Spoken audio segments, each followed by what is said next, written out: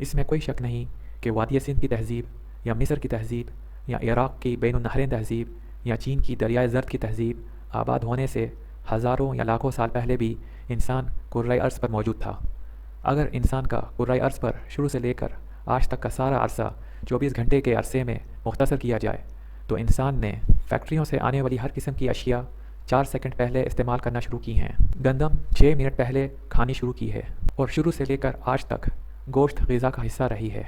इंसानों में बीमारियां इस 24 घंटे के अरसे में पिछले 6 मिनट पहले शुरू हुई हैं और पिछले 4 सेकंड में किसी न किसी किस्म की बीमारियों में मुब्तला इंसानों की तादाद में बहुत तेज़ी से इजाफा हुआ है। इस वक्त दरख्तों और पौधों से हासिल होने वाली अशिया हमारी ग़िज़ा का कम अज़ कम 70 से 80% हिस्सा बन चुका है और ये तनासुब बढ़ रहा है और बीमारियां भी बढ़ रही हैं।